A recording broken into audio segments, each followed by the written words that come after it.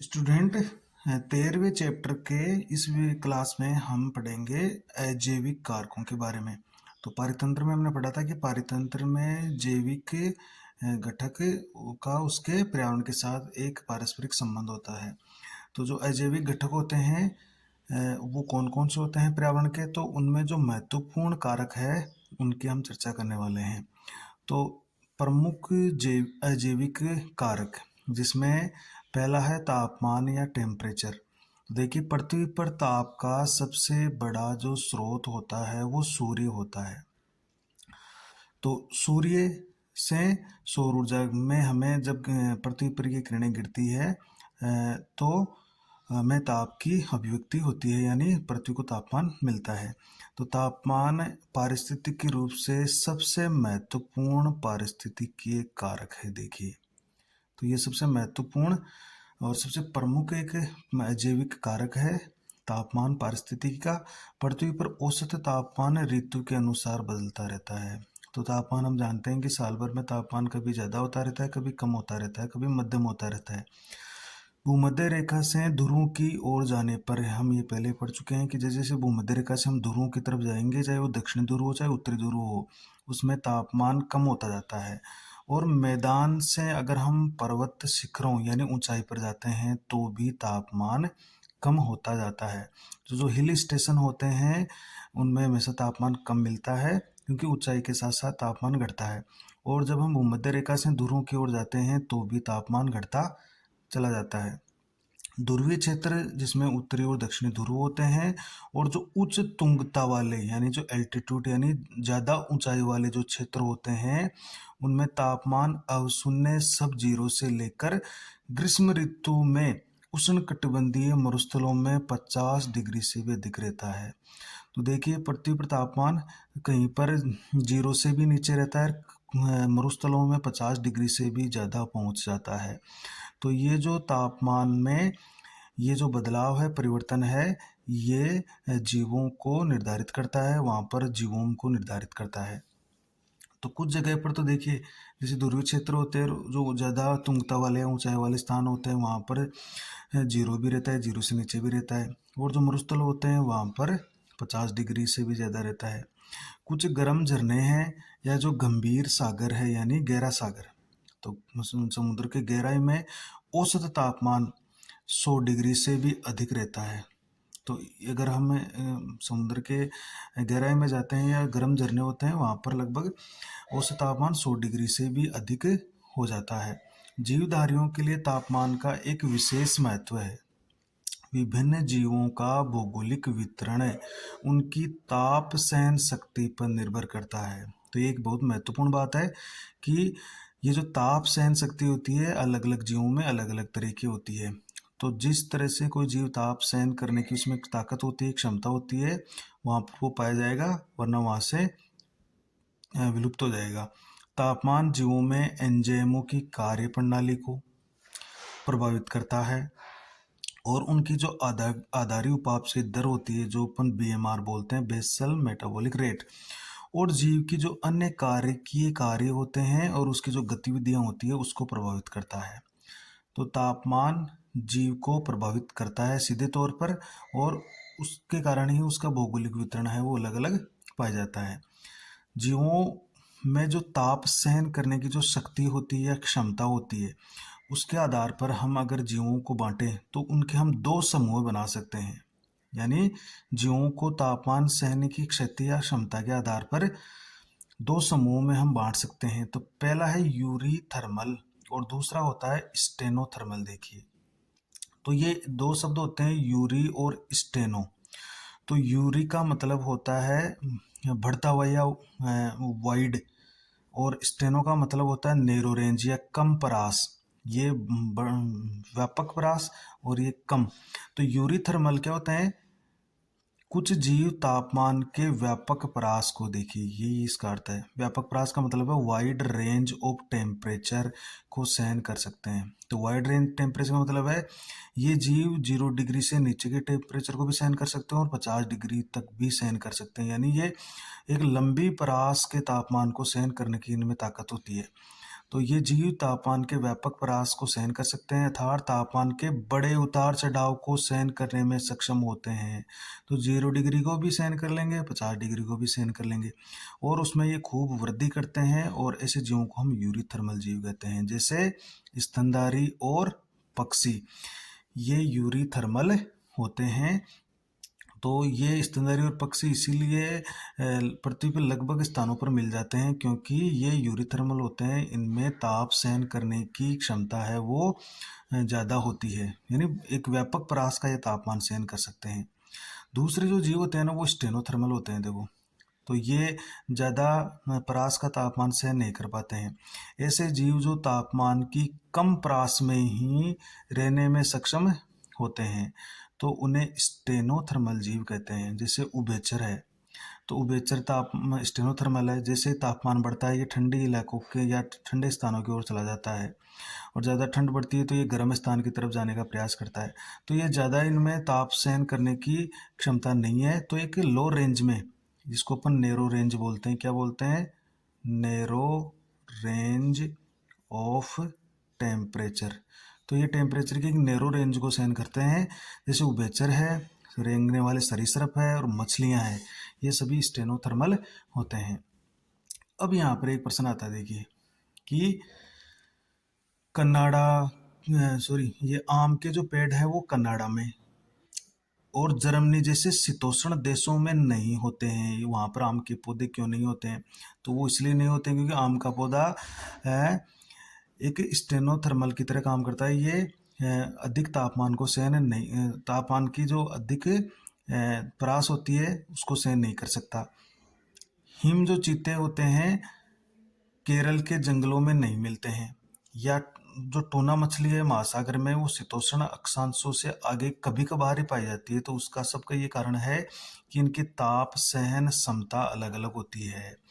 तो इनकी ताप सहन क्षमता अलग अलग होने के कारण, या इनकी जो ताप सहन शक्ति होती है वो अलग अलग होने के कारण, ये उन्हीं स्थानों पर पाए जाते हैं जहाँ पर इनकी जो ताप सहन शक्ति होती है उसके ये अनुकूल होते हैं। तो बाकी स्थानों पर ये नहीं मिलेंगे। तो आम के पेड़ जर्मनी या कनाडा के शीतोष्ण देशों में क्यों नहीं मिले? क्योंकि वहाँ पर बहुत ज़्यादा टेम्परेचर है वो कम रहता है, तो ये अधिक कम टेम्परेचर को सहन नहीं कर पाता है। प्रत्येक जीव के लिए तापमान की एक न्यूनतम और अधिकतम सीमा होती है, देखिए, और ये हर जीव पर लागू है कि वो कम से कम तापमान और अधिक से अधिक तापमान कितना सहन कर सकता है। तो ये हर जीव के लिए एक इसकी रेंज होती है। तो जिसे उस जीव की सहनशीलता की सीमा या रेंज ऑफ टॉलरेंस कहते हैं। देखिए कि कोई जीव न्यूनतम कितना तापमान सहन कर सकता है और अधिकतम कितना तापमान सहन कर सकता है, तो वो जो उसकी सीमा है वो सहनशीलता की सीमा कहलाती है। तो ये जो सहनशीलता की सीमा है ये अलग अलग जीवों में अलग अलग तरह से होती है।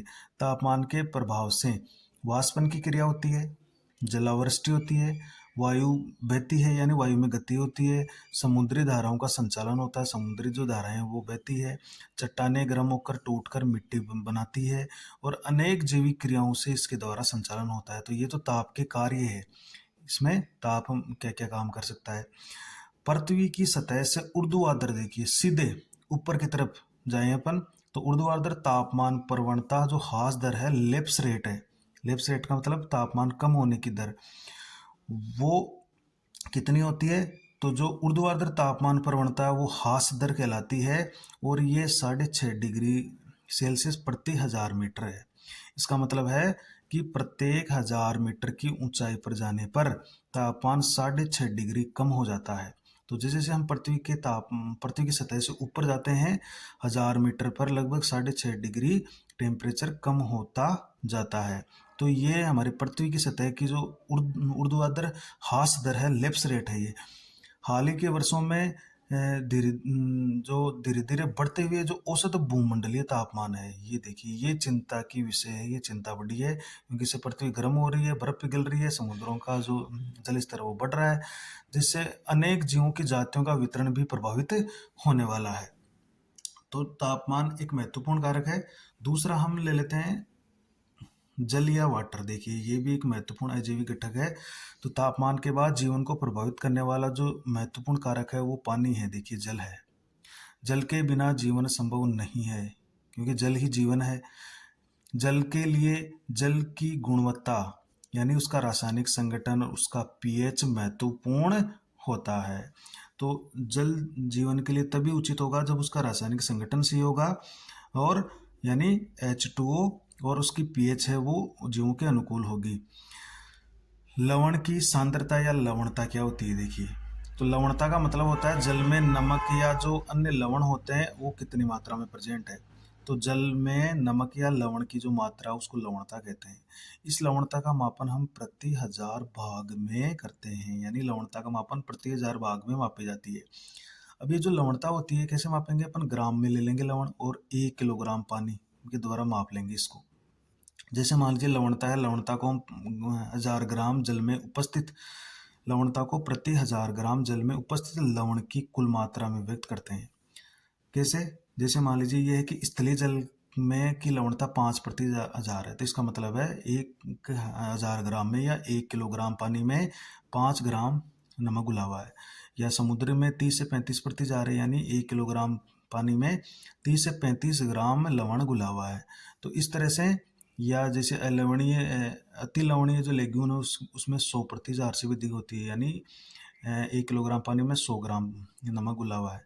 तो हम जो लवणता होती है उसको प्रति 1000 ग्राम भाग में मापते हैं, यानी 1 किलोग्राम पानी में कितना ग्राम लवण घुला हुआ है वो कहलाती है लवणता। तो यहाँ पर प्रश्न आ सकता है इस तरह का। अब देखिए, इस लवणता की जो परास है ये सब एक जैसे सहन नहीं कर सकते जीव, तो उनके लिए भी अलग अलग परास होती है। तो लवणता की परास को सहन करने की क्षमता के आधार पर भी हम जीवों को 2 भागों में बांट देंगे। कैसे, तो पहला है पृथु लवणी, जिसको यूरी हेलाइन कहते हैं। तो हेलाइन का मतलब यहाँ पर लवणता हो गई साल्ट, यूरी का मतलब हो गया वाइड रेंज। तो पृथु लवणी या यूरी हेलाइन का मतलब हो गया ऐसे जीव जो लवणता की एक व्यापक परास यानी वाइड रेंज ऑफ सेलिनिटी को सहन करने की क्षमता होती है, उन्हें हम यूरी हेलाइन कहते हैं। तो बहुत सारे खारे पानी की झीलों में, समुद्रों में, महासागरों में पाए जाने वाले जीव यूरी हेलाइन होते हैं। तो वो लवणता की एक बड़ी परास को सहन करने की उनमें क्षमता होती है। अगर यदि हम मीठे पानी के किसी जीवों को खारे पानी में अगर उनको रखें तो वो फिर सहन नहीं कर पाते हैं, क्योंकि उनकी जो लवणता की सहन की क्षमता होती है वो अलग होती है। और तनु लवण या स्टेनो हेलाइन, तो हेलाइन का मतलब हो गया लवण और स्टेनो का मतलब हो गया नैरो रेंज या कम रेंज। तो स्टेनो हेलाइन या तनु लवणी का मतलब क्या हो गया, ऐसे जीव जिनमें लवणता कम परास की यानी नैरो रेंज ऑफ सेलिनिटी, लवणता की कम परास सहन करने की क्षमता होती है उनमें, उनको स्टेनो हेलाइन कहते हैं। तो अनेक अलवणीय जल यानी जो मीठे पानी के प्राणी होते हैं उनको समुद्र के पानी में या समुद्री प्राणी अलवणीय जल में लंबे समय तक नहीं रह पाते हैं, क्योंकि इनमें एक उनका एक प्रॉब्लम आती है और वो है परासरण से संबंधित। तो ओस्मोटिक या परासरणी समस्याओं का सामना करना पड़ता है। अब ये परासरणी क्या है, तो परासरण हम जानते हैं कि यदि परासरण का मतलब होता है कि विलायक जो होता है वो एक अर्धपारगम्य झिल्ली से अपने उच्च सांद्रता से निम्न सांद्रता की ओर चला जाता है। तो अगर खारे पानी की प्राणियों को मीठे पानी में रखें या मीठे पानी को खारे पानी के अंदर उनको डालें तो वहाँ पर उनके परासरण की समस्या आती है, तो उनमें जल और लवणों का असंतुलन हो जाता है जो कि उनके जीवन के लिए खतरा बन जाता है। तो परासरण की समस्याएं पैदा हो जाती है ऐसे जीवों में लंबे समय तक रखने पर। यहाँ पर एक क्वेश्चन आ जाता है, जैसे समुद्री लवणता 35,000 का क्या अर्थ है। तो इसका मतलब यही है कि 1 किलोग्राम पानी में 35 ग्राम लवण उपस्थित है, ये इसका अर्थ हो जाता है, आंसर हो जाता है। दूसरा हमने पढ़ा है। तीसरा जो महत्वपूर्ण अजैविक कारक है वो है प्रकाश या लाइट। देखिए, तो प्रकाशिक जो प्राकृतिक प्रकाश का जो स्रोत है वो सूर्य है, हमारा सन है। प्रकाश की उपस्थिति में पादप या जो स्वयंपोषी होते हैं वो प्रकाश संश्लेषण की क्रिया द्वारा भोजन का निर्माण करते हैं। ये हमारा पढ़ा हुआ है कि प्रकाश संश्लेषण के लिए प्रकाश चाहिए, अतः स्वयंपोषियों के लिए प्रकाश बहुत ही महत्वपूर्ण कारक है। सूर्य विकिरण में 400 से 700 नैनोमीटर तक का तरंग दैर्ध्य, जो सौर ऊर्जा में जो सौर विकिरण आती है उसका जो एक महत्वपूर्ण स्पेक्ट्रम होता है जिसकी रेंज 400 से 700 नैनोमीटर तक होती है। बाकी प्रकाश संश्लेषण के लिए या पौधों के लिए उपयुक्त नहीं है, अन्य जीवों के लिए भी उपयुक्त नहीं है। तो ये जो दृश्य प्रकाश है, ये इसकी रेंज है 400 से 700 नैनोमीटर के लगभग हम मानते हैं। तो 400 से 700 नैनोमीटर तरंग दैर्ध्य वाला जो प्रकाश है वो दृश्य प्रकाश कहलाता है। इसे ही हम प्रकाश संश्लेषित सक्रिय विकिरण या फोटोसिंथेटिकली एक्टिव रेडिएशन PAR कहते हैं। मतलब इसी रेंज के प्रकाश में प्रकाश संश्लेषण होता है पौधों के द्वारा। और ये जो दृश्य प्रकाश है ये 7 कलर में बटा हुआ होता है। इसको अपन विबज्योर या बेजानी पिलाने से अपन इसको देख सकते हैं। तो इसमें 7 रंग का प्रकाश होता है और उसी 7 रंगों के प्रकाश में कुछ प्रकाश को छोड़कर बाकी में पौधा है वो प्रकाश संश्लेषण द्वारा भोजन बना लेता है। तो जो ये रेंज है 400 700 नैनोमीटर, इस रेंज को हम फोटोसिंथेटिकली एक्टिव रेडिएशन या PAR भी कहते हैं। अब ये जो भी दृश्य प्रकाश आ रहा है, देखिए पादप उसमें से केवल 2 से 10% प्रकाश को ही प्रकाश संश्लेषण सक्रिय विकिरण को ग्रहण करता है। यानी टोटल जो प्रकाश आ रहा है दृश्य प्रकाश, उसमें भी मात्र केवल 2 से 10% प्रकाश का ही यूज प्रकाश संश्लेषण में करता है। तो इस तरह 98 से लेकर 90 से लेकर 98% प्रकाश को या तो वो उसमें आर पार चला जाता है या वापस लौट जाता है। तो केवल 2 से 10% प्रकाश का ही पौधा प्रकाश संश्लेषण में यूज करता है PAR में से। वनों में अनेक छोटे पादप होते हैं। देखिए जो बहुत घने वन होते हैं उसमें अनेक छोटे पादप होते हैं जिसमें शाख या झाड़ियां होती है। बहुत हल्के प्रकाश की स्थितियों में इष्टतम प्रकाश संश्लेषण करने के लिए अनुकूलित होते हैं। इष्टतम का मतलब अधिकतम, यानी ये छोटे जो पौधे होते हैं ये बड़े बड़े वृक्षों के नीचे रहते हैं तो इनको प्रकाश कम ही मिल पाता है। तो ये अपने अंदर ऐसे अनुकूलता विकसित कर लेते हैं कि इनको जरा सा प्रकाश भी मिलते ही ये उसमें प्रकाश संश्लेषण अधिकतम रूप से कर लेते हैं। क्योंकि इन पर सतत लंबे, इनके ऊपर बड़े बड़े वृक्ष यानी जो लंबे लंबे वृक्ष होते हैं या वितान में जो लताएं होती है या शाखाएं होती है उन पेड़ों की इन पर छाया रहती है। तो छाया पड़ने के कारण इनको प्रकाश ढंग से नहीं मिल पाता है। फिर भी इन्होंने क्या किया है, अपने आप में ऐसे अनुकूलताएं विकसित कर ली है ताकि ये कम प्रकाश में भी अच्छे से प्रकाश संश्लेषण कर सकें। देखिए बहुत से पादप एक निश्चित दीप्तिकाल, ये भी दीप्तिकाल क्या है, एक प्रकाश की अवधि है, एक पीरियड है। बहुत से पादप एक निश्चित दीप्तिकाल प्राप्त करने पर प्रकाश पर निर्भर रहते हैं ताकि पुष्पन कर सकें। अब देखिए पौधे में पुष्पन आए, पुष्पन हो तो उसके लिए प्रकाश बहुत ज़रूरी है और एक निश्चित पीरियड का प्रकाश में उसको मिलना चाहिए पौधे को। तो जब ये एक प्रकाश की अवधि पौधा ग्रहण कर लेता है तो उसमें पुष्प आने लगते हैं। तो पुष्पन के लिए भी प्रकाश बहुत ही महत्वपूर्ण है। बहुत से प्राणी प्रकाश की तीव्रता और दीप्तिकाल पर इसलिए निर्भर रहते हैं क्योंकि वो भोजन की खोज कर सकें, जनन कर सकें और प्रवासी गतिविधियों का समय तय करने के संकेत के रूप में काम लेते हैं। तो देखिए प्रकाश की तीव्रता को और दीप्तिकाल को, वो दीप्तिकाल पर इस प्रकार निर्भर रहे कि उससे भोजन लेते हैं, जनन भी करते हैं और जनन करने के लिए एक स्थान से दूसरे स्थान पर प्रवास करने के लिए संकेत के रूप में काम लेते हैं। महासागरों में 500 मीटर से अधिक गहराई में जाने पर प्रकाश की किरणें नहीं पहुंच पाती है। तो देखिए अगर हम समुद्र में जाए 500 मीटर से नीचे जाते हैं तो फिर वहां पर अंधकार ही रहता है क्योंकि प्रकाश की किरणें 500 मीटर से अधिक गहराई में पानी में आगे ट्रेवल नहीं कर सकती। तो 500 मीटर की अधिक गहराई में प्रकाश की किरणें नहीं पहुंचेगी, यानी उससे अधिक गहराई में अंधकार होगा, अंधेरा होगा, अंधकारमय वातावरण होता है। इस क्षेत्र में रहने वाले जीवों को प्रकाश के स्रोत सूर्य की उपस्थिति मालूम नहीं है। अब जो इस अंधकार वाले जीव रहते हैं उनको ये भी पता नहीं है कि पृथ्वी पर प्रकाश का स्रोत सूर्य भी है। इन क्षेत्रों में पादप उत्पादक नहीं पाए जाते हैं, यहाँ पर केवल परभक्षी जीव ही रहते हैं। देखिए जो अन्य जीवों को आकर्षित करके उनका शिकार करते हैं और भोजन प्राप्त करते हैं। तो वहाँ पर परभक्षी जीव रहते हैं जो अपने विशिष्ट गुणों के द्वारा कुछ जीवों को आकर्षित करते हैं या वो चमकते हैं या उनकी एक स्पेशल संरचना होती है, उनसे आकर्षित होकर कुछ जीव उस अंदर तक चले जाते हैं और उनका ये भक्षण कर लेते हैं। सौर विकिरण की पराबैंगनी किरणें अनेक जीवों के लिए घातक होती है। देखिए ये जो अल्ट्रावायलेट रेज होती है ये उच्च ऊर्जा वाली किरणें हैं तो ये जीवों के लिए घातक होती है, जबकि दृश्य प्रकाश समुद्र की गहराई में मिलने वाले पादपों के लिए पूर्ण रूप से उपलब्ध नहीं होता है। और दृश्य प्रकाश की जो रेंज है वो इतनी है कि वो समुद्र की गहराई में जो पौधे पाए जाते हैं वहां तक नहीं पहुंच पाता है। समुद्र की गहराई में केवल लाल शैवाल, याद रखिएगा, केवल लाल शैवाल पाए जाते हैं, क्योंकि समुद्र की अधिक गहराई तक दृश्य प्रकाश का नीले रंग का प्रकाश ही पहुंच जाता है, और नीला प्रकाश लाल शैवालों द्वारा आसानी से अवशोषित हो जाता है। तो ये भी प्रश्न बनता है यहाँ पर, इम्पोर्टेंट बात है कि समुद्र की गहराई में किस तरह के पौधे या शैवाल पाए जाते हैं, लाल रंग के, और जो दृश्य प्रकाश है 7 रंग वाला प्रकाश, उसमें से जो नीले रंग का प्रकाश है वो सबसे अधिक गहराई तक पहुंच पाता है, और फिर वहाँ वहाँ पर वो नीले रंग के प्रकाश को ग्रहण करके ये लाल शैवाल है वो भोजन बना लेते हैं। और लास्ट जो हम अजैविक घटक पढ़ रहे हैं वो पढ़ रहे हैं मृदा। देखिए सोइल बहुत ही महत्वपूर्ण है ये। तो मृदा भी पृथ्वी की सबसे ऊपरी परत है जो कार्बनिक और अकार्बनिक पदार्थों के मिश्रण से बनी है। मृदा का निर्माण कैसे होता है? चट्टानों के टूटने से या चट्टानों के अपक्षय से। विभिन्न स्थानों की में मृदा की प्रकृति और उसका गुण अलग अलग होते हैं, और हम मृदा को देखिए, अलग अलग तरह की मृदा होती है, उसके कणों की साइज है, उनका आकार है, या उनके अंदर कार्बनिक पदार्थों की मात्रा वो अलग अलग हो रही है, और उसी टाइप की मृदा वहाँ पर अलग अलग होती है। मृदा किसी क्षेत्र की वनस्पति का निर्धारण करती है।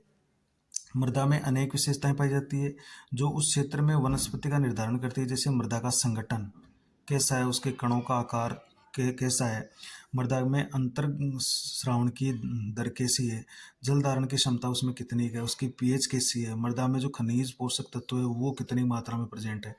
तो ये सारी जो विशेषताएं हैं वहाँ पर जीवों को या वनस्पति या जैव विविधता को निर्धारण करने में महत्वपूर्ण भूमिका निभाती है। नेक्स्ट वीडियो में हम इसके नेक्स्ट टॉपिक की चर्चा करेंगे। Thank you.